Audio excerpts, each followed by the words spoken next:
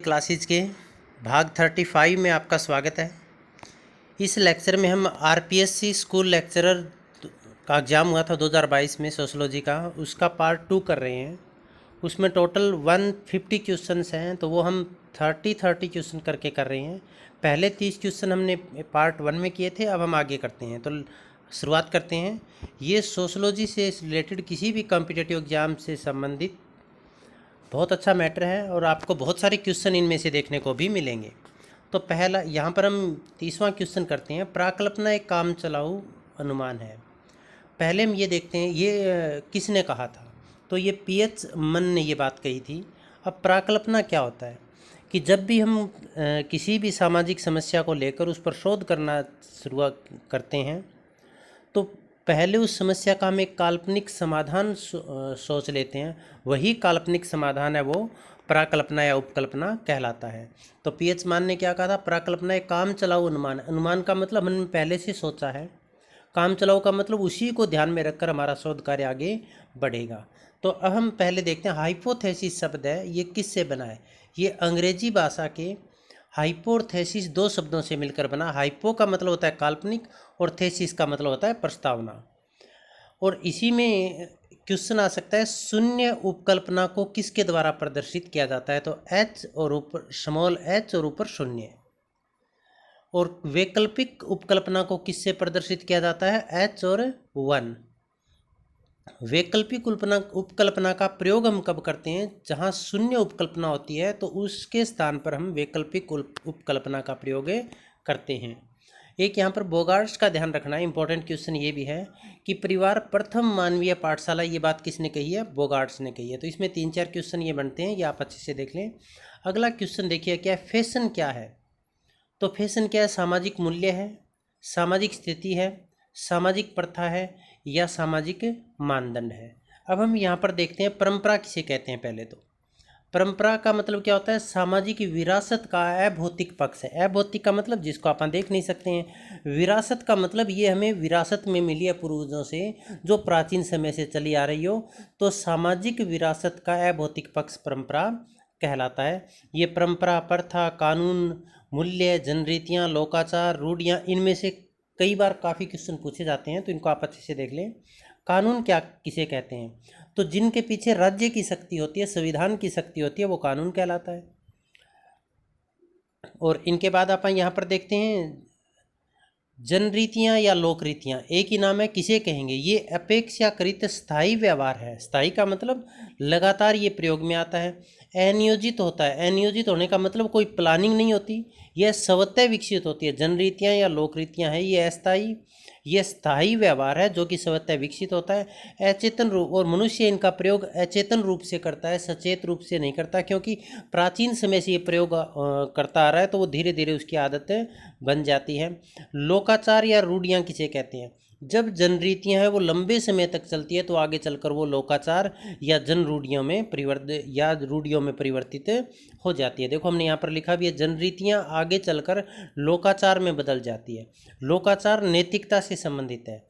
समूह कल्याण की भावना पर आधारित व्यवहार, पूरे समूह के कल्याण या भलाई के लिए जब कार्य किया जाता है तो उसको अपन लोकाचार या रूढ़ियाँ कहते हैं। अब इसके पश्चात अपन देखते हैं संस्था किसे कहते हैं, कार्य करने की सुनिश्चित विधियाँ, इसका मतलब नियमों की व्यवस्था है, वो क्या कहलाती है, संस्था कहलाती है। सामाजिक मूल्य किसे कहेंगे अपन, तो समाज द्वारा स्वीकृत आदर्श जिनका लोगों के द्वारा पालन किया जाता है वो सामाजिक मूल्य कहलाता है। व्यक्ति की समाज में क्या स्थिति है, सामाजिक स्थिति क्या है। सामाजिक प्रथा या परंपरा हम कर चुके हैं जो बहुत समय से चली आ रही है। सामाजिक मानदंड, सामाजिक मानदंड क्या होता है, ये होते हैं समाज के में आचरण के नियम, इसको आप सामाजिक प्रतिमान भी कहते हैं और आदर्श नियम भी कहते हैं। तो ध्यान रखना है, सामाजिक मानदंड को आदर्श नियम या सामाजिक प्रतिमान कहते हैं, जो समाज में आचरण या व्यवहार के नियम है। भी व्यक्ति कैसा पहनावा करता है, किस तरह का फैशन करता है, ये सब किसके अंदर आते हैं, सामाजिक मानदंड के अंतर्गत आते हैं। तो अब क्वेश्चन देखिएगा, क्वेश्चन क्या था अपना, फैशन क्या है। तो फैशन क्या है, ये एक सामाजिक मानदंड है। सामाजिक मूल्य, सामाजिक स्थिति, सामाजिक प्रथा, कानून, परंपरा और जनरीतियाँ, जनरूढ़ियाँ, लोकाचार, ये हम और संस्था, इनके बारे में आप इसी एक क्वेश्चन में कर चुके हैं। इसके पश्चात आप आगे बढ़ते हैं कामटे के 3 स्तर का नियम। तो सबसे पहली बात, कामटे के 3 स्तर का नियम है, इसको किससे जाना जाता है, किन और नामों से ना जाना जाता है? इनको आप त्रिस्तरीय सिद्धांत भी कहते हैं, प्रगति का सिद्धांत भी कहते हैं, और इसे लॉज ऑफ 3 स्टेजेज भी आप कहते हैं।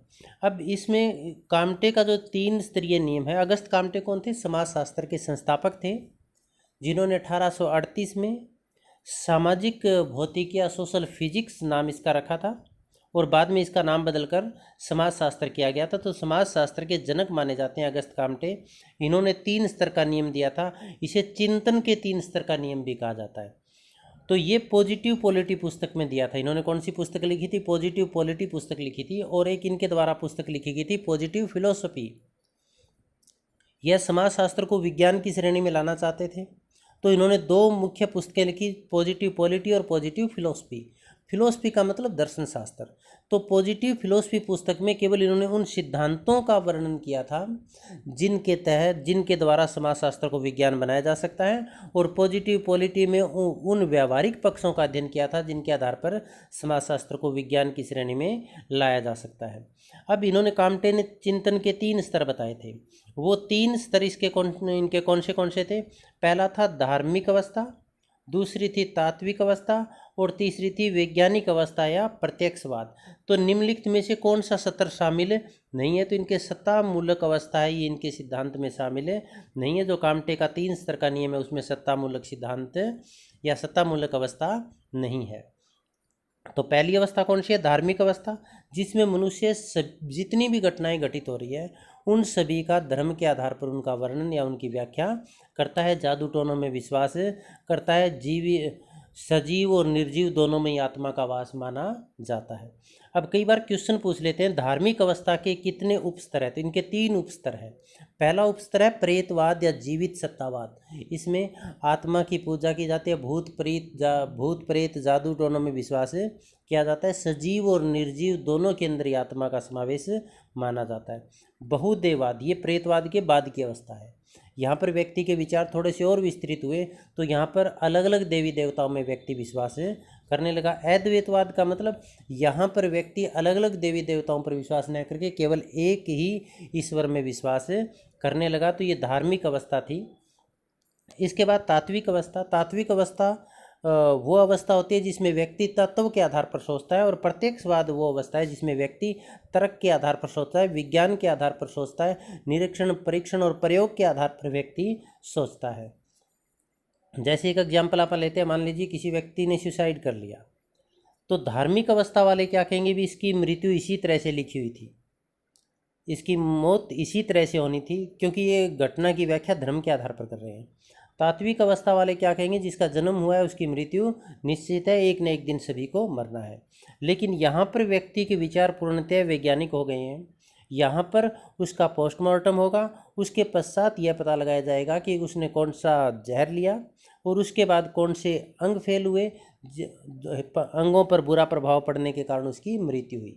और ये क्या कहता है प्रत्यक्षवाद? कि यदि वो यह पॉइजन न लेता तो इसकी बॉडी में बुरा प्रभाव नहीं पड़ता और इसकी मृत्यु नहीं होती। तो कामटे का उद्देश्य क्या था? कि व्यक्ति की सोच को, व्यक्ति के विचारों को प्रत्यक्षवाद या वैज्ञानिक स्तर पर लेकर आना।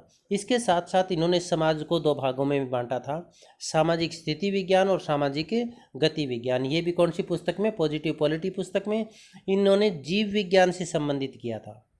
समाजशास्त्र को जीव विज्ञान से संबंधित करके इसको 2 भागों में बांटा, सामाजिक स्थिति और सामाजिक गति। जैसे हमारा शरीर है, हम एक जीव है, तो स्थिति का मतलब हमारे शरीर के बहुत सारे पार्ट्स हैं, ये स्थिति विज्ञान हो गया। गति विज्ञान का मतलब क्या? वो सारे पार्ट्स काम कर रहे हैं किसकी भलाई के लिए? अपने शरीर की भलाई के लिए। तो इन्होंने जो सामाजिक गति विज्ञान है इसको ज़्यादा महत्वपूर्ण माना था, और सामाजिक स्थिति विज्ञान और गति विज्ञान के माध्यम से उन नियमों की खोज करना चाहते थे जिनसे समाज का पुनर्निर्माण किया जा सके और समाज का विकास किया जा सके, प्रगति पथ पर इसे आगे बढ़ाया जा सके। तो बहुत इंपॉर्टेंट पार्ट है ये भी।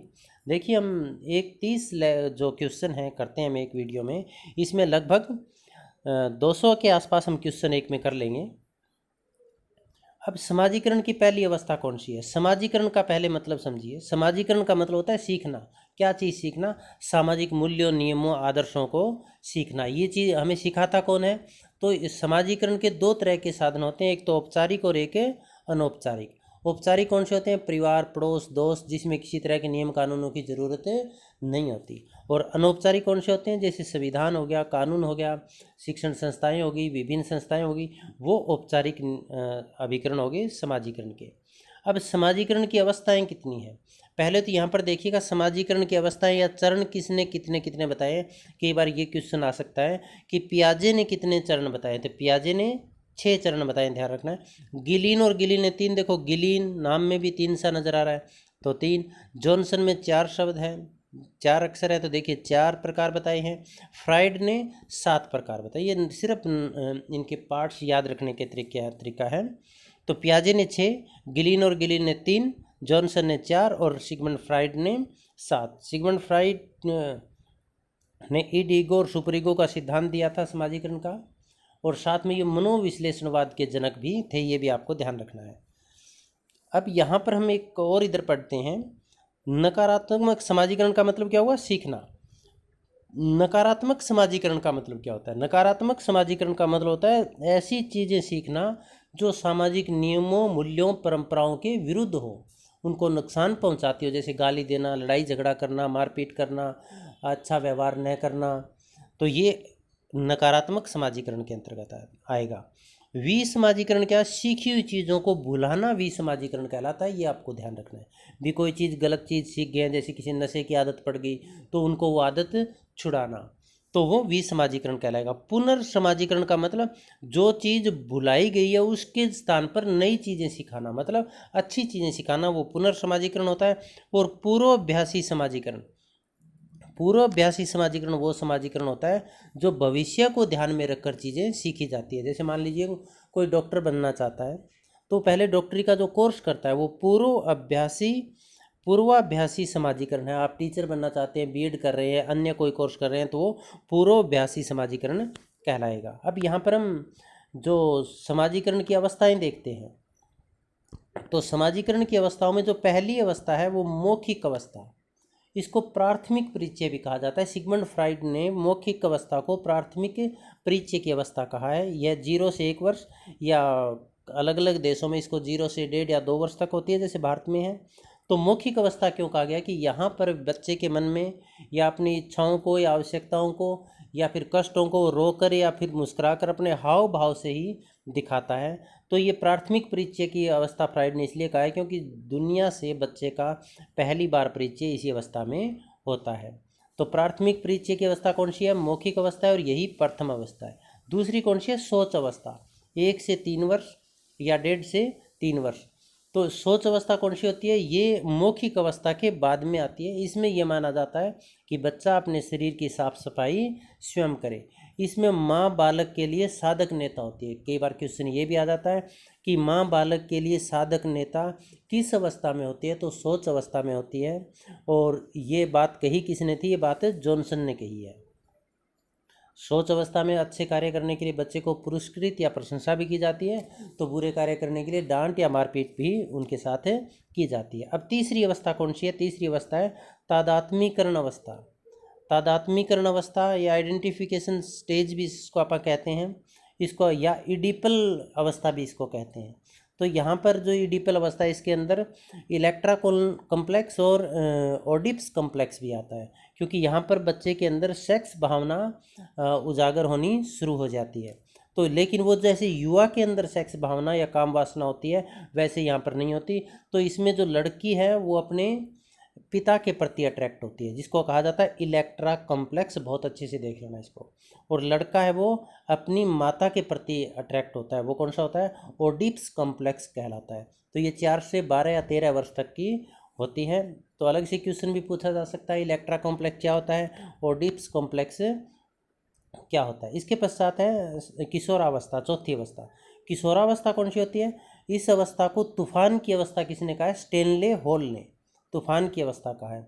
तो यहाँ पर क्या होता है?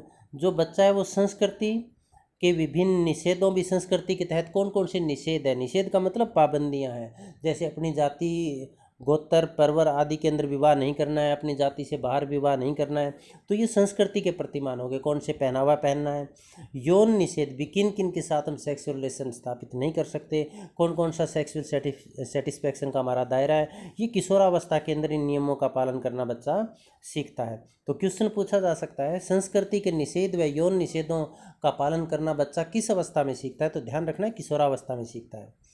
प्राहेम या नैतिक भावना का विकास होता है। प्राहेम या नैतिक भावना का विकास कौन सी अवस्था में होता है? चौथी अवस्था में, किशोरावस्था में। तो कितनी, पहली अवस्था कौन सी हुई? मौखिक अवस्था, दूसरी सोच अवस्था, तीसरी इडीपल या तादात्म्यकरण अवस्था, और चौथी होगी किशोरावस्था। तो इनको बहुत अच्छे से देखना है, काफ़ी इंपॉर्टेंट क्वेश्चन है ये। इसके पश्चात आगे चलते हैं, ये 34वां क्वेश्चन है अपना। समाज की निम्नलिखित में से कौन सी विशेषता मैकाइवर व पेज के द्वारा नहीं बताई गई है? तो मैकाइवर और पेज है, इन्होंने अपनी एक समाज की डेफिनेशन दी थी, परिभाषा दी थी। उस परिभाषा ने इन्होंने समाज के 7 आधार तत्व बताए थे, और वो 7 आधार तत्व कौन से थे वो देखो। रीतियाँ थी, कार्यप्रणालियाँ थी, अधिकार थे, पारस्परिक सहायता, समूह एवं विभाग, मानव व्यवहार का नियंत्रण और स्वतंत्रता, ये 7 आधार तत्व इन्होंने बताए थे। और पारस्परिक जो संघर्ष है इनका इन्होंने कोई जिक्र नहीं किया था। तो कई बार ये भी क्वेश्चन पूछा जा सकता है कि समाज की मैकाइवर एवं पेज द्वारा दी गई परिभाषा में उन्होंने समाज के कितने आधार तत्व बताए हैं? तो 7 बताए हैं। ये 7 आप नोट कर लें कौन से। देखो, जब आप ये वीडियो सुन रहे हैं तो कॉपी पेन लेकर साथ में ये क्वेश्चन नोट कर लें। काफ़ी क्वेश्चन इनमें मैं एक्सप्लेन कर रहे हैं। निम्नलिखित में से कौन सा शोध सामाजिक स्थिति, सामाजिक घटनाओं, सामाजिक व्यवस्थाओं, सामाजिक संरचनाओं आदि का वर्णन करता है, जिसका मुख्य उद्देश्य यथावत मामलों की स्थिति का वर्णन करना होता है? ध्यान रखना है, वर्णन का जिक्र आ जाएगा तो वो वर्णनात्मक शोध कहलाएगा। तो हम शोध कहते किसे हैं? देखिए, रिसर्च का मतलब होता है री प्लस सर्च। री का मतलब दोबारा, सर्च का मतलब खोज करना। इसका मतलब नए नियमों की खोज करना, और पुराने जो नियम है उनका सामाजिक नियम है उनका ये पता लगाना कि आज के संदर्भ में वो सही है या नहीं है, और उनमें की क्या क्या सुधार की आवश्यकता है, या किसी सामाजिक समस्या, सामाजिक परंपरा, रीति रिवाज आदि के बारे में भी शोध किया जा सकता है, उनके बारे में वास्तविकता का पता लगाना। तो अब यहाँ पर हम देखते हैं, पहला देखते हैं, तो इसका आंसर क्या होगा? वर्णनात्मक शोध। देखिए, जो राइट आंसर है उनके हमने इंग्लिश पार्ट के अंदर रेड पेन से इसको मार्क कर रखा है। यहाँ से आप देखिएगा, डिस्क्रिप्टिव रिसर्च कहलाएगा ये। डिस्क्रिप्टिव रिसर्च में क्या होता है? समस्या के संबंध में वास्तविक तथ्यों का संकलन करके विवरण प्रस्तुत करना, ये क्या कहलाता है? डिस्क्रिप्टिव या वर्णनात्मक शोध कहलाता है। वर्णनात्मक शोध किसे कहेंगे? समस्या के संबंध में वास्तविक या सच्चाई से संबंधित आंकड़े पता करके फिर उसका वर्णन करना, ये डिस्क्रिप्टिव रिसर्च कहलाएगा। इसके बाद हम देखते हैं एक्सप्लोरेटरी या फिर अन्वेषणात्मक शोध हम किसे कहते हैं? तो इसमें आप देखिएगा, अन्वेषणात्मक शोध को निरूपणात्मक शोध भी आप कहते हैं। तो किसी भी सामाजिक घटना के पीछे छिपे कारणों को ढूंढ निकालना, ताकि समस्या की वास्तविक और व्यवहारिक, सैद्धांतिक और व्यवहारिक पक्ष को जाना जा सके। इसका मतलब कोई भी सामाजिक समस्या है, उनके पीछे छुपे हुए कारणों का पता लगाकर उसके सैद्धांतिक और व्यवहारिक पक्ष को जानना क्या कहलाता है?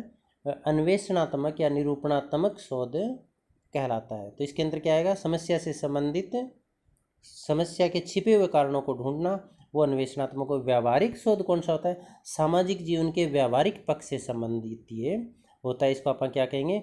व्यवहारिक शोध कहेंगे। और एक इसके अंतर्गत आप देखिएगा, यहाँ पर हमने लिखा है परीक्षणात्मक, एक्सपेरिमेंटल रिसर्च कौन सा होता है? ये भी काफ़ी इंपॉर्टेंट है। इसमें 2 चर लिए जाते हैं, एक को नियंत्रित किया जाता है और दूसरे को स्वतंत्र छोड़ दिया जाता है।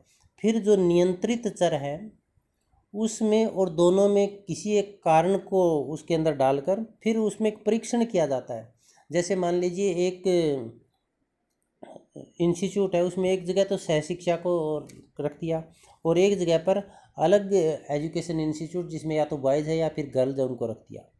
अब इनमें प्रयोग किया जाएगा भी, जब कोर्स पूरा हुआ तो उनमें से किस इंस्टीट्यूट के लड़के या लड़कियों ने ज़्यादा कोर्ट मैरिज की। मान लीजिए सहशिक्षा वाले में की, तो जो एक प्रयोग किया गया था उसके आधार पर एक निष्कर्ष क्या निकलेगा भी सह शिक्षा है ये कोर्ट मैरिज को बढ़ावा देती है। तो इस तरह के जो प्रयोग किए जाते हैं उसको परीक्षणात्मक जो शोध है वो कहा जाता है। परीक्षणात्मक शोध है, इसके 3 भाग हैं। 3 भाग कौन से? एक तो पश्चात परीक्षण, एक पूर्व पश्चात परीक्षण और एक कार्यांतर तथ्य परीक्षण। कार्यांतर तथ्य परीक्षण का मतलब हो गया कार्य के ऊपर ही प्रयोग करना, वह जहाँ पर काम हो रहा है समस्या है वहीं पर प्रयोग करना, और इसमें ऐतिहासिक घटनाओं के संबंध में अध्ययन किया जाएगा।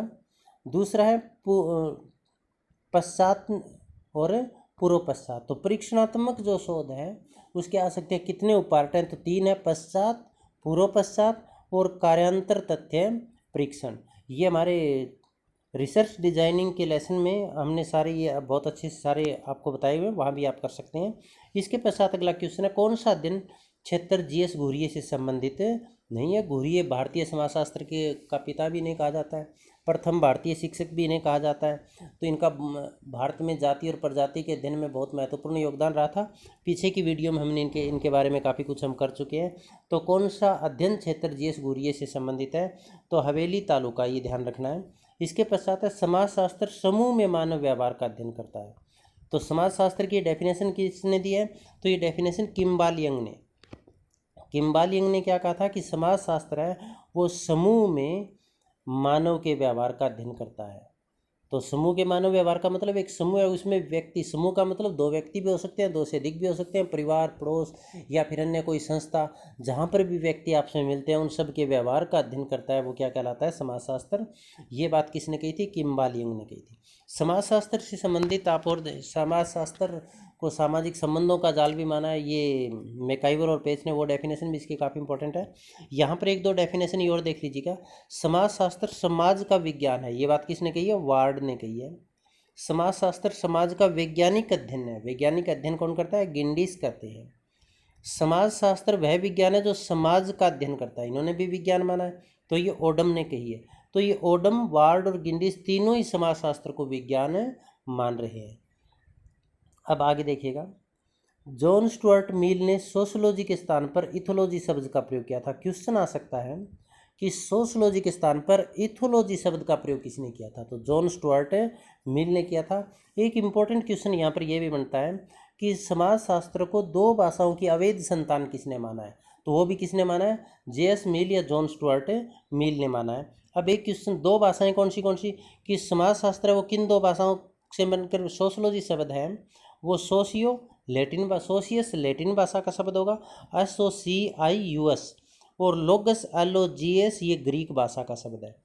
तो सोशियो का मतलब सोसाइटी और लोगस का मतलब टू स्टडी, इसका मतलब समाज का वैज्ञानिक तरीके से अध्ययन करना समाजशास्त्र कहलाता है। तो लैटिन, कई बार ये पूछा जा सकता है कि समाज सोशियोलॉजी शब्द है किन किन भाषाओं से मिलकर बना है? तो लैटिन और ग्रीक 2 भाषाओं से मिलकर बना है। सोशियो शब्द किस भाषा से है? लैटिन भाषा से है। इसका अर्थ क्या है? सोसाइटी। लोगस किस भाषा का है? ग्रीक भाषा का। इसका अर्थ क्या है? To study. तो बहुत सारे क्वेश्चन यहाँ पर बन सकते हैं, आपको ये ध्यान रखना है। अगला क्वेश्चन है, निम्नलिखित में से कौन सा समुदाय का आवश्यक तत्व तो नहीं है? देखो हमने आपको इससे पहले लेक्चर में भी कराया था, और एक हमारा लेक्चर है इसमें समाज, समुदाय, समिति, संस्था की कंपैरिजन का एक अलग से वीडियो डाला गया है, तो वो आप अच्छे से सुन लें, क्योंकि इनसे 2 या 3 क्वेश्चन जरूर आते हैं इनमें से।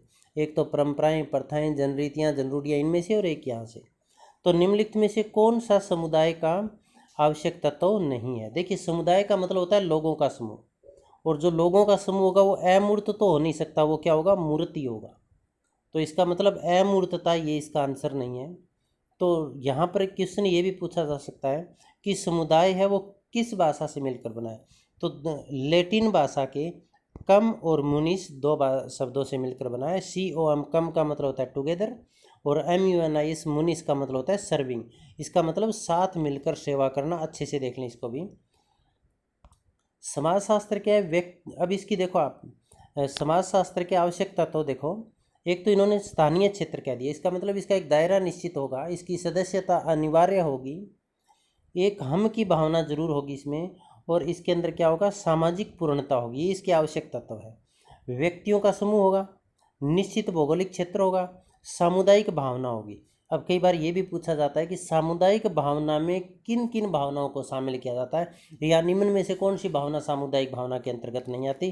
तो इसमें 3 भावनाओं को शामिल किया जाता है, हम की भावना, योगदान की भावना और निर्भरता की भावना। ये अच्छे से देख ले।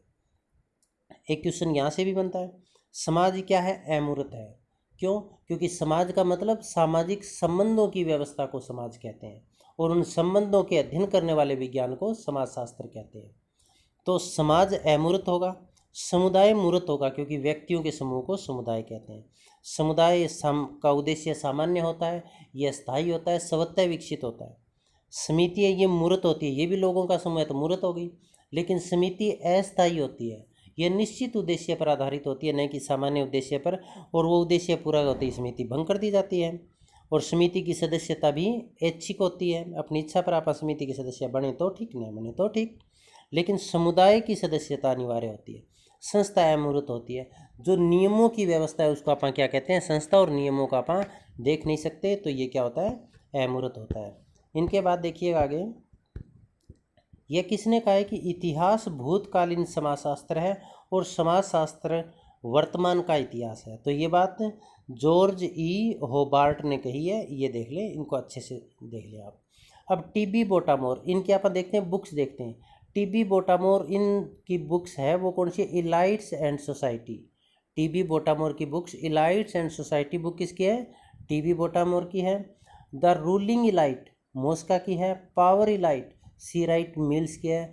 अभी देखो ये तीनों काफ़ी इंपॉर्टेंट बुक्स हैं, और तीनों अच्छे से देख लें। पावर इलाइट सी राइट मिल्स की, सी राइट मिल्स की अभिजन का शक्ति सिद्धांत भी इन्होंने दिया था। अभिजन का शक्ति सिद्धांत पूछ ले किसका है, तो ये सी राइट मिल्स का है। रूलिंग इलाइट मॉस्का की है, और इलाइट्स एंड सोसाइटी टीबी बाटामोर की पुस्तक है। तो ये बहुत अच्छे से देख लें। इधर जीएस घुरिये की 2-3 फेमस बुक्स, आगे जीएस घुरिये का जिक्र है, उनकी किताब हमने यहाँ लिखी है, आगे जगह नहीं थी। द शेड्यूल ट्राइब्स, इंपॉर्टेंट पुस्तक है। The schedule tribes, Indian sadhus, social tension in India, ये भी बहुत इंपॉर्टेंट पुस्तक है। और सिटीज एंड सिविलाइजेशन, ये किताबें आप जीएस घुरिये की देख लें। इसके अलावा हमने पिछले लेक्चर में और किताबें इसकी फेमस बुक्स थी, वो भी हमने आपको बताई थी।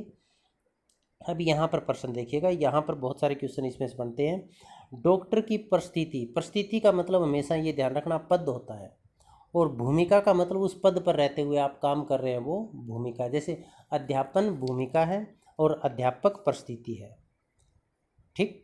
अब देखिए, डॉक्टर की परिस्थिति केवल उसके चिकित्सक अधिकारी के प्रति भूमिका ही नहीं, बल्कि नर्सों, मरीजों, वार्ड बॉय इत्यादि के प्रति भूमिकाओं में शामिल होने को किस अवधारणा से समझा जाता है?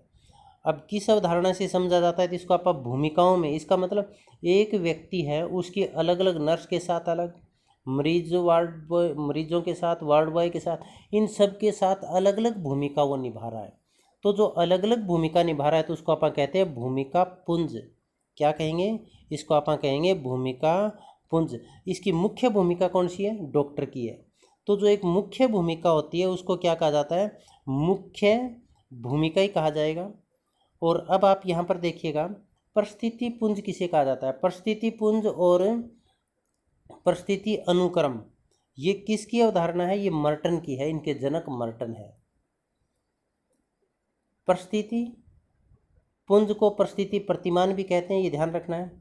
एक साथ कई परिस्थितियां धारण करना। परिस्थिति का मतलब पद, जैसे एक व्यक्ति टीचर भी है, वो पिता भी है, वो पति भी है, वो भाई भी है। तो एक साथ उसके बहुत सारे संबंध होते हैं, बहुत सारे पद होते हैं, तो इसको कहते हैं परिस्थिति पुंज कहा जाता है। और इन सभी पदों के लिए, पदों के अनुसार वो अलग अलग व्यवहार करता है, इसको कहा जाता है भूमिका पुंज।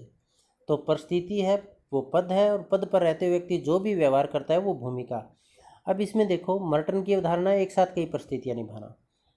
भूमिका पुंज क्या होता है? अलग अलग परिस्थितियों के अनुसार अलग अलग भूमिका निभाना। जैसे यहाँ पर डॉक्टर है या फिर एक व्यक्ति है, वो हस्बैंड की अलग भूमिका निभाएगा, भाई की अलग भूमिका निभाएगा, टीचर की अलग भूमिका निभाएगा।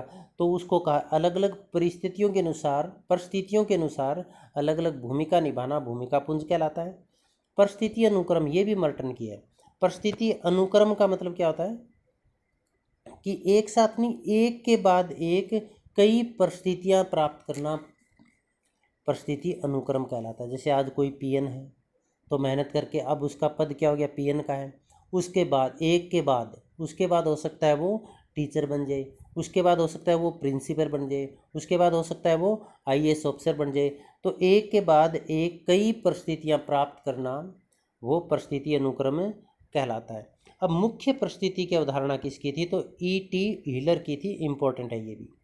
भूमिका पालन, भूमिका पालन क्या होता है, समाज द्वारा जो नियम बना दिए गए उन नियमों के अनुसार कार्य करना भूमिका पालन कहलाता है। मतलब अपना रोल सही तरह से अदा करना।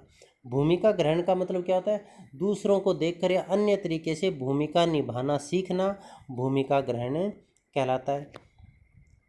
और देखिएगा इसके बाद परिस्थिति और भूमिका का सबसे पहले किसने प्रयोग किया था, तो अरस्तु ने पॉलिटिक्स बुक में किया था, अपनी बुक पॉलिटिक्स। तो क्वेश्चन आ सकता है पॉलिटिक्स पुस्तक किसकी है, अरस्तु की है। और रिपब्लिक पुस्तक किसकी है, वो प्लेटो की है। तो यहाँ पर ये थोड़ा सा रिपब्लिक पुस्तक है वो अरस्तु की है। हाँ सही, ओके सॉरी, ठीक है। अरस्तु ने पॉलिटिक्स पुस्तक लिखी थी और प्लेटो ने रिपब्लिक पुस्तक लिखी है। एक बार थोड़ा सा इसमें डाउट है वो आप भी क्लियर कर लेना, हम भी डिस्क्रिप्शन बॉक्स में लिख देंगे। लेकिन परिस्थिति व भूमिका का सबसे पहले जो प्रयोग किया था वो अरस्तु ने किया था। लेकिन इसके जनक कौन माने जाते हैं, राल्फ लिंटन माने जाते हैं इनके जनक। इन्होंने एक पुस्तक लिखी थी द स्टडी ऑफ मैन। कौन सी पुस्तक लिखी थी, द स्टडी ऑफ मैन। उस पुस्तक में इन्होंने वर्णन किया था परिस्थिति और भूमिका का। और इन्होंने परिस्थिति को दो भागों में बांटा था, प्रदत्त परिस्थिति और अर्जित परिस्थिति। कई बार ये भी पूछा जा सकता है दो भागों में किसने बांटा, तो राल्फ लिंटन ने। ये इन्होंने सबसे पहले इसका प्रयोग भी किया था विस्तृत रूप से। और प्रदत्त परिस्थिति कौन सी होती है, जिसके लिए व्यक्ति को कुछ नहीं करना पड़ता, जो अपने आप मिल जाती है। जैसे आपका लिंग क्या है, जाति क्या है, आपकी आयु, तो इसमें व्यक्ति को कुछ नहीं करना पड़ता। और अर्जित कौन सी होती है, जो आप मेहनत से प्राप्त करते हैं, जैसे आपका व्यवसाय क्या है, आपकी एजुकेशन क्या है वो। अब मर्टन की अवधारणाओं, मर्टन ने अपनी अवधारणाओं को कितने भागों में बांटा है, तो मर्टन की 3 अवधारणाएं हैं। ये भी आपको अच्छे से देखना कौन कौन सी 3 अवधारणाएं हैं, परिस्थिति पुंज, भूमिका पुंज और परिस्थिति अनुक्रम क्रिया पुंज को छोड़कर ये तीनों अवधारणाएं मर्टन की है। इनके जनक भी मर्टन है।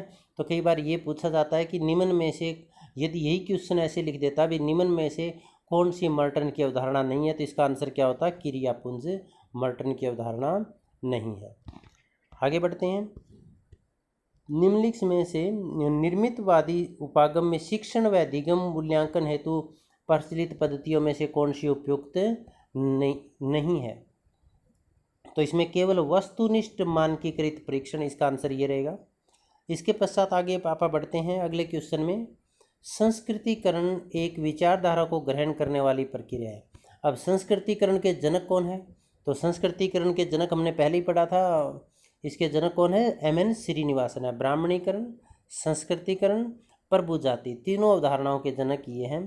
तो संस्कृतिकरण की परिभाषा किसने दी कि संस्कृतिकरण एक विचारधारा को ग्रहण करने वाली प्रक्रिया। इसका मतलब जब निम्न जातियाँ उच्च जातियों की नकल करती है और बाद में अपने आप को उच्च घोषित कर देती है, तो उसको संस्कृतिकरण कहा जाता है।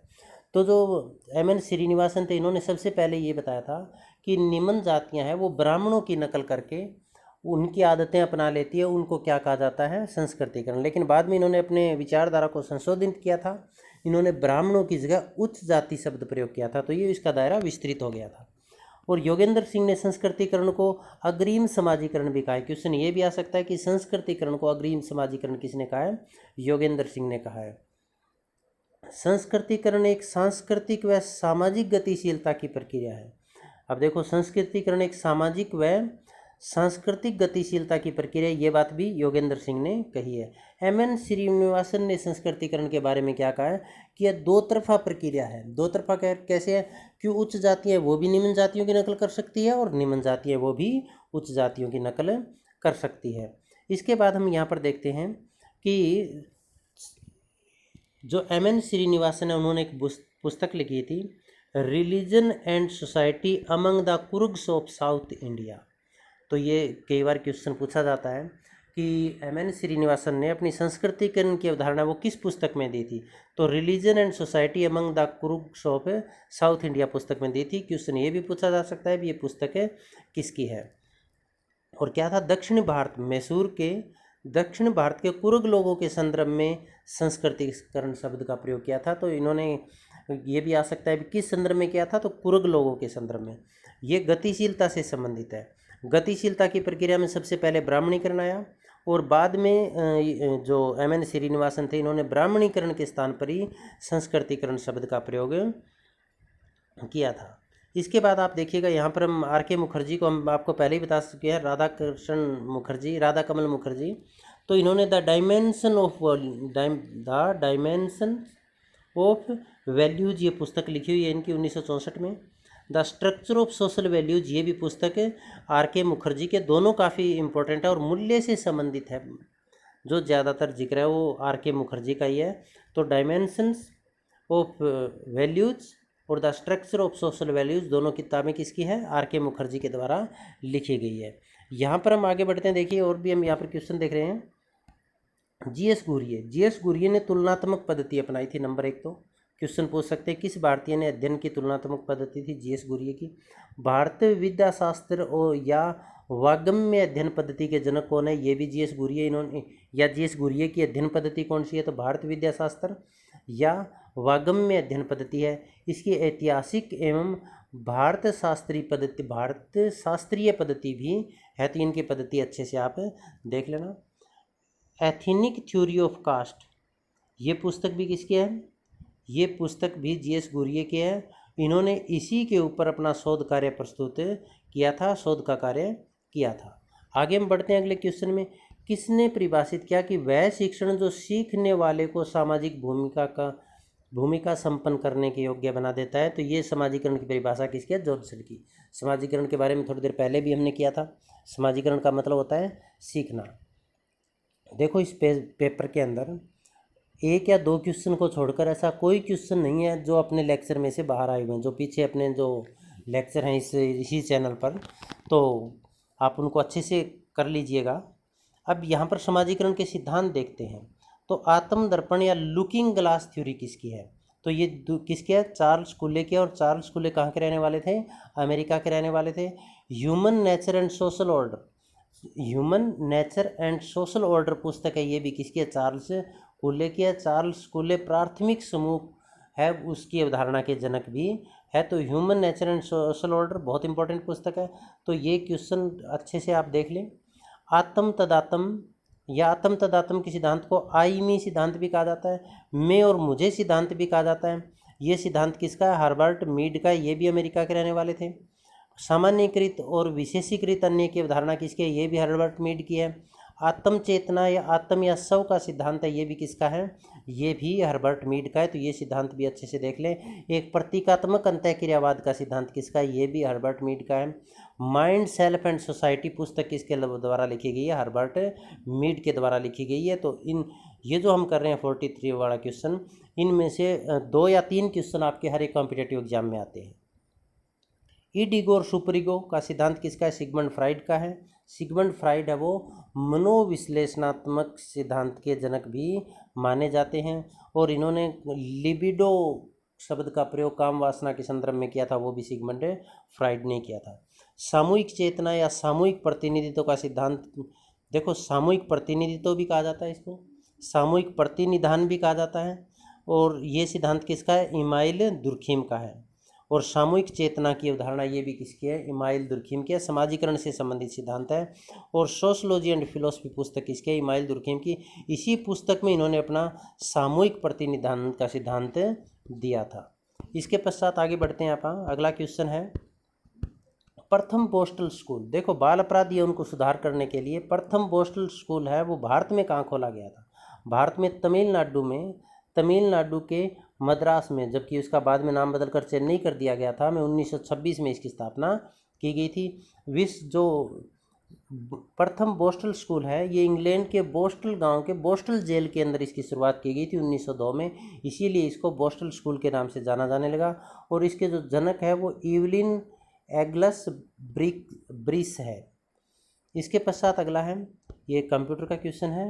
द्रुतिका के स्मृति यादृच्छिक अभिगम स्मृति की अपेक्षा तीव्र होती है, हमें ये बताना इनमें से। देखिए दूसरा, यादृच्छिक अभिगम स्मृति द्रुतिका के स्मृति की अपेक्षा प्रोसेसर से अधिक निकट होती है। उपरोक्त कथनों के प्रकाश में नीचे दिए गए विकल्पों में से सर्वोत्तम विकल्प का चयन कीजिए। तो इसके अंदर आएगा कथन पहला तो सत्य है और दूसरा असत्य है। इसके बाद आगे बढ़ते हैं आप। समाजशास्त्र में नातेदारी के संरचनात्मक सिद्धांत को किसने दिया, किसने प्रारंभ किया था? तो किसने किया था? मॉर्गन ने प्रारंभ किया था। मॉर्गन ने जंगली अवस्थाएं वो भी बताई थी, हमने पिछले लेक्चर में कर चुके हैं आपको।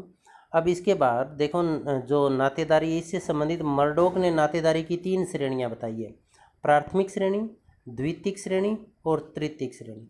प्राथमिक श्रेणी के अंदर इन्होंने नातेदारी के 8 प्रकार बताए हैं, द्वितीयक में 33 और तृतीयक में 151। 8, 33 और 151 अच्छे से देख लेना। और नातेदारी कितनी श्रेणियां बताई है? 3 श्रेणियां इन्होंने बताई है। अब यहाँ पर हम और देखते हैं, सोशियोलॉजी ऑफ किनशिप पुस्तक इसके लीला दुबे भारतीय है। सोशियोलॉजी ऑफ किनशिप पुस्तक है, ये लीला दुबे के द्वारा लिखी गई है। किनशिप ऑर्गेनाइजेशन इन इंडिया काफ़ी इंपॉर्टेंट पुस्तक है, ये रावती करवे, ये भी भारतीय इनके द्वारा लिखी गई है। सोशल स्ट्रक्चर बुक ये मर्डॉक के द्वारा लिखी है और मर्डॉक ने कितने प्रकार बताए हैं? नातेदारी के 3। अब नातेदारी की रीतियाँ कौन सी है वो देखिए। परिहार या विमुखता, परिहार का मतलब होता है दूरी बनाए रखना। ऐसी नातेदारी जिसमें एक नातेदार दूसरी से दूरी बनाकर रखता है, जैसे जेठ बहू का हो गया, सास बहू का हो गया, या फिर ससुर और बहू का हो गया। तो ये संबंध किसके अंदर आएंगे? परिहार या विमुखता। परिहास संबंध किसके अंतर्गत है? ये इसके विपरीत हो गया परिहार के। परिहास का मतलब एक दूसरे के नज़दीक आए, जिसमें हंसी मजाक हो, गाली गलौच भी हो, अश्लीलता भी हो, जैसे जीजा साली के संबंध हो गए। माध्यमिक संबोधन का मतलब, या इसको टेक्नोनेमी भी कहा जाता है, ये बहुत इंपॉर्टेंट है। माध्यमिक का मतलब होता है जिसमें जो नातेदार है उसका नाम न लेकर किसी बीच के नाम से उसको संबोधित किया जाएगा। जैसे तारक मेहता का उल्टा चश्मा आपने सीरियल देखा होगा, उसमें टप्पू के पापा वर्ड यूज किया जाता है। इसका मतलब जो अपने हस्बैंड का डायरेक्ट नाम न लेकर वो करेक्टर है वो उसको टप्पू के नाम से बुलाती है, तो वो टप्पू क्या हो गया? माध्यमिक संबोधन हो गया। मातुल्य जो रीतियाँ कौन सी होगी? जिसमें बच्चे के जीवन में मामा का ज़्यादा महत्व होगा, या यूँ भी कह सकते हैं कि मामा के लिए भांजा या भांजी का महत्वपूर्ण और उनके लिए महत्व होता है और उनकी संपत्ति से वो हकदार भी होते हैं। पितृसवेय मातुल्य का विपरीत होता है। इसमें बच्चों के लिए भुआ महत्वपूर्ण होती है। सहप्रसूता है, सहकष्टी या कुवैत 3 नामों से जाना जाता है, बहुत इंपॉर्टेंट है। मातृसत्तात्मक जनजातियाँ जैसे खासो टोडा जनजाति में ये पाई जाती है। इसमें जैसे मान लो कोई महिला है, उसके बच्चा होने वाला है, तो जो प्रसव वेदना जो कष्ट वो सहन करती है, बिल्कुल उसी तरह से उसके हस्बैंड को भी रहना पड़ता है, वही परहेज रखने पड़ते हैं। ये किस लिए? ताकि संतान के प्रति उनका प्रेम बढ़े। तो इसको सहप्रसविता, सहकष्टी या कुवैत प्रथा के नाम से भी जाना जाता है। इसके पश्चात आगे देखते हैं आप अगला क्वेश्चन। कौन सा सहयोगी अधिगम उपागम में विद्यार्थी 4 अथवा 5 सदस्यों के विषमांगी समूह के कार्य पर परिचर्चा और दल निर्माण पर बल देते हुए कार्य करते हैं? तो ये कौन सा है? इसका आंसर होगा मिलकर सीखना। इसका मतलब सारे मिलकर वो इसमें सीखते हैं। सहयोगी लेखन का मतलब क्या होगा? 2 या 2 से अधिक व्यक्ति मिलकर कोई लेखन का कार्य करते हैं या एक साथ मिलकर कोई मैटर लिखते हैं, तो उसको सहयोगी लेखन कहते हैं। मिलकर सीखने का मतलब टीम बनाकर सीखते हैं। विषमांगी समूह का मतलब अलग अलग समूह बनाना। समूह अन्वेषण का मतलब ग्रुप डिस्कशन। ये तो हो गया भी कोई विषय पर क्लास में एक ग्रुप, अलग अलग ग्रुप बनाकर उस पर चर्चा करें। जिज्ञासा कक्षा कक्ष क्या होता है? जिज्ञासा कक्षा कक्ष का मतलब क्या होता है? एक क्लास को अलग अलग टुकड़ों में बांट दिया, अलग अलग ग्रुप में बांट दिया और प्रत्येक ग्रुप को अलग अलग काम दे दिया, और जब सारा काम पूरा हो जाएगा तो उस सारे काम को संगठित कर लिया जाएगा या एक कर लिया जाएगा। कम्युनिटी शाब्दिक दृष्टि से किन 2 लैटिन शब्दों से बना है? देखो हमने पहले ही बताया था आपको। तो ये किन 2 शब्दों से मिलकर बना है? कम और मुनिस। कम का मतलब टुगेदर और मुनिस का मतलब सर्विंग। किस भाषा का? लैटिन भाषा का। इसका मतलब साथ मिलकर सेवा करना। थोड़ी देर पहले हमने किया था ये क्वेश्चन। कार्यस्थल पर महिला यौन उत्पीड़न रोकथाम निषेध निवारण अधिनियम किस वर्ष लागू किया गया था? तो ये कब लागू किया गया था? 9 दिसंबर 2013 को लागू किया गया था, तो 2013 इसका आंसर आ जाएगा। ऊर्ध्व और क्षैतिज समूह का वर्गीकरण किसके द्वारा दिया गया है? तो ऊर्ध्व और क्षैतिज समूह का वर्गीकरण है, समूह के जो प्रकार बताए हो किसने बताए? मिलर ने बताए हैं। तो यहाँ पर हमें ये भी ध्यान रखना है, अंतः समूह व बाह्य समूह किसे कहा जाता है। अंतः समूह जैसे भारत है वो अंतः समूह हो गया, और दूसरे देश हो गए वो बाह्य समूह हो गया। तो अंतः समूह और बाह्य समूह का वर्गीकरण किसने किया था, समनर ने किया था।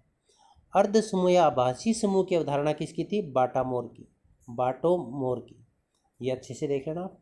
संदर्भ समूह, देखिए संदर्भ समूह का जो साइकोलॉजी है, मनोविज्ञान में सबसे पहले प्रयोग हर्बर्ट हारिगमैन ने 1942 में किया था, और समाजशास्त्र में मर्टन ने किया था। इसीलिए इसके जनक कौन माने जाते हैं, मर्टन माने जाते हैं, जो कि अमेरिकन थे।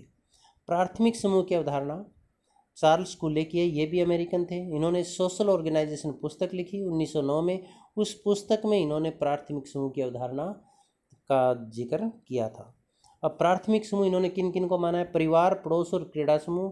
कई बार पूछ लेते हैं कि निम्न में से कौन किसको चार्ल्स कूले ने प्राथमिक समूह में शामिल नहीं किया है या किया है, तो आपको ध्यान रखना है परिवार, पड़ोस और क्रीड़ा समूह, इन्होंने 3 बताए हैं ये। इसके पश्चात आगे सामाजिक नियंत्रण के सचेत और अचेत 2 प्रकार किसने बताए हैं। E.A. रोस ने सोशल कंट्रोल पुस्तक लिखी, इनके प्रकार किसने बताए हैं, चार्ल्स कूले ने। सचेत और अचेत 2 प्रकार बताए हैं। अब यहाँ पर सामाजिक नियंत्रण से संबंधित आगे क्वेश्चन आएगा, उसमें हमने सारा पूरा ये डिटेल में आपको समझाया हुआ है। इमाइल दुर्खीम के बारे में देखिए, तो दुर्खीम की पुस्तकें देख लीजिएगा। The rules of sociological methods 1895 बहुत इंपॉर्टेंट है, बहुत बार ये पुस्तक पूछी जाती है, किसके द्वारा लिखी गई है, तो इमाइल दुर्खीम। सुसाइड 1897, ये किसके द्वारा, इमाइल दुर्खीम के द्वारा। Division of labour in the society 1893 में, ये भी इमाइल दुर्खीम के द्वारा। तो ये तीनों पुस्तकें आप बहुत अच्छे से देख लें। E.A. रोस ये सामाजिक नियंत्रण की अवधारणा के जनक हैं। कौन सी, सामाजिक नियंत्रण की। 1901 में इन्होंने पुस्तक लिखी थी सोशल कंट्रोल। उस पुस्तक में E.A. रोस ने सामाजिक नियंत्रण की अवधारणा का जिक्र किया था। तो क्वेश्चन आ सकता है, सोशल कंट्रोल पुस्तक किसकी है, सामाजिक नियंत्रण अवधारणा के जनक कौन है, ये पुस्तक कब लिखी थी। और C.H. कूले का तो हम पीछे बहुत बार वर्णन कर चुके हैं इनका। निम्नलिखित में से कौन संरचनावादी नहीं है, देखो संरचनावादी लेवी स्ट्रॉस है, R. ब्राउन है, S.F. नडेल है, B. मेलिनोवस्की नहीं है। ये क्या है, ये प्रकार्यवादी है। आगे देखते हैं, द पॉवर्टी ऑफ फिलोसफी पुस्तक किसके द्वारा लिखी है। देखो 2 किताबें एक जैसी सी है, द पॉवर्टी ऑफ फिलोसफी और the philosophy of poverty.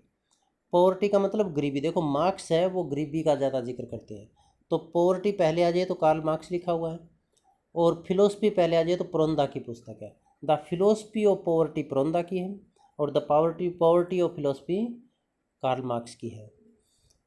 George Simmel Germany के रहने वाले थे, इन्होंने संघर्ष पर अपने विचार दिए थे। अब स्नोबॉल निदर्शन क्या होता है, देखो 2 प्रकार के निदर्शन है, इसको 2 भागों में बांटा गया है। निदर्शन का मतलब क्या होता है, पहले देखिए, जब हम किसी चीज़ की स्टडी करते हैं तो 2 मेथड है, एक जनगणना विधि सेंसस मेथड भी कहते हैं, और एक सैम्पलिंग मेथड या निदर्शन विधि। जैसे मान लीजिए हमें 1000 इकाइयों का अध्ययन करना है, और सभी 1000 लोगों से संपर्क स्थापित करके आप स्टडी कर रहे हैं, तो वो होगी जनगणना विधि। और इन 1000 में से हम 40 यदि सैंपल छांट कर उनका अध्ययन कर रहे हैं, तो उसको कहते हैं निदर्शन विधि।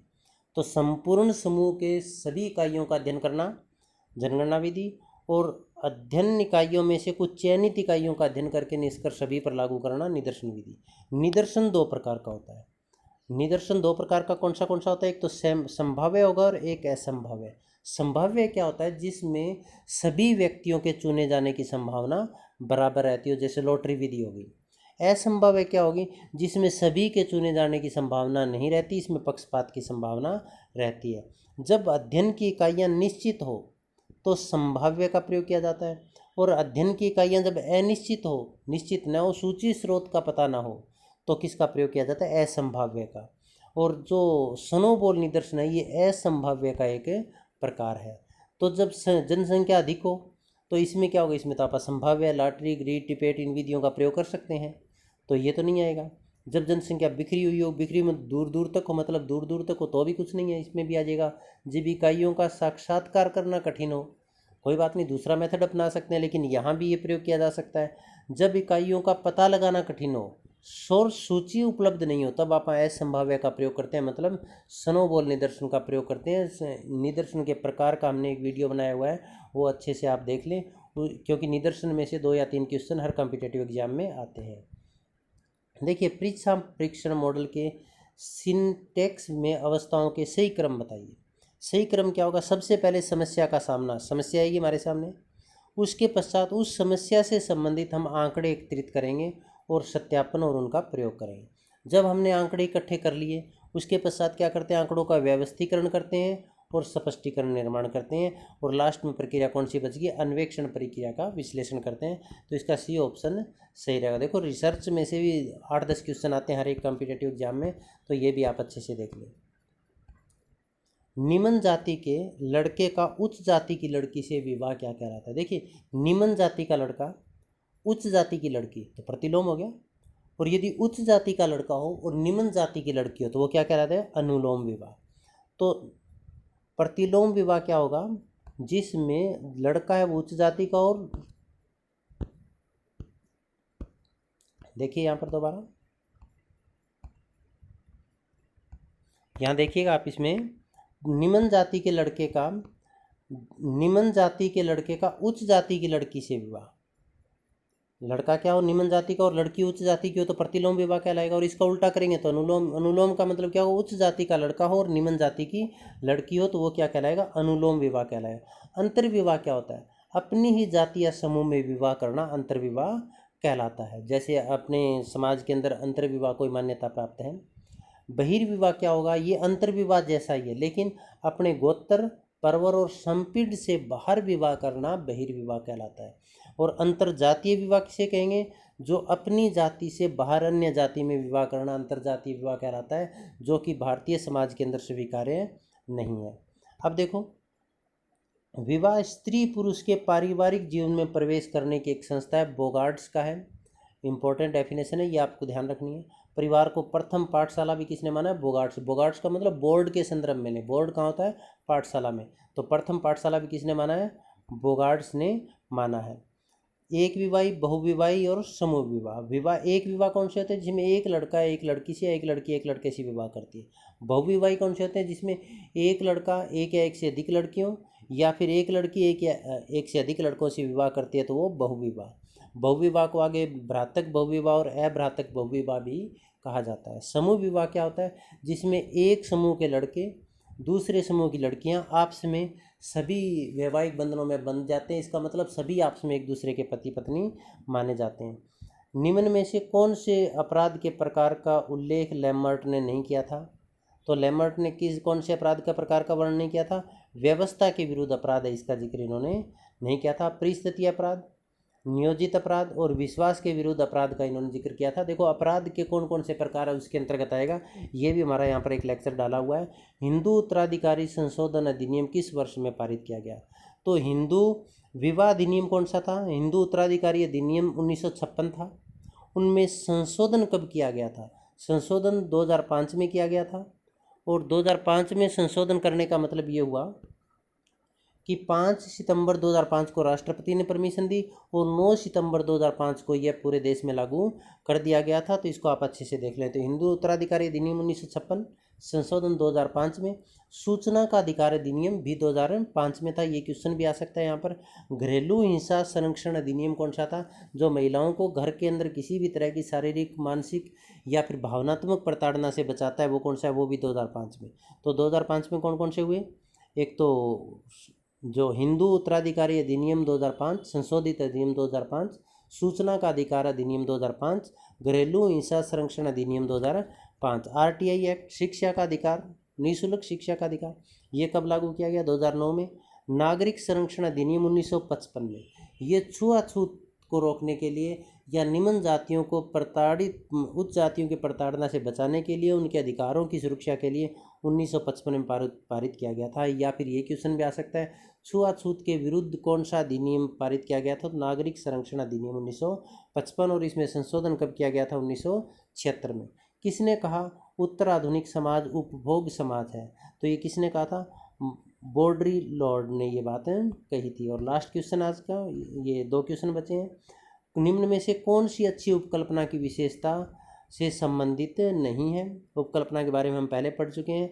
तो अवधारणा की स्पष्टता होनी चाहिए, विशिष्टता और यथार्थता होनी चाहिए, आनुभविक संदर्भ होना चाहिए। तो इसका कौन सा नहीं होगा, जटिलता, कॉम्प्लेक्सिटी, ये इसका उदाहरण नहीं होगा। एक क्वेश्चन आपको कमेंट बॉक्स में लिख कर डालना है, इंडियन साधुज पुस्तक किसके द्वारा लिखी गई है। दुर्खीम का मूल्यों का समाजशास्त्र का सिद्धांत है, ये किस पर आधारित है। देखो दुर्खीम है वो समाजशास्त्र को विज्ञान बनाना चाहते थे। विज्ञान को इंग्लिश में पॉजिटिविज्म भी कहते हैं। पॉजिटिविज्म का मतलब प्रत्यक्षवाद। प्रत्यक्षवाद की अवधारणा के जनक कौन थे, अगस्त काम्टे, आपको ध्यान रखना है। तो ये प्रत्यक्ष, तो दुर्खीम का मूल्यों का समाजशास्त्र का सिद्धांत किस पर आधारित है, प्रत्यक्षवादी पद्धति पर आधारित है। किसी भी तरह का आपको डाउट हो, कोई और क्वेश्चन हो तो आप कमेंट बॉक्स में डालकर हमसे पूछ सकते हैं। आप सबका साथ बने रहने के लिए बहुत बहुत धन्यवाद।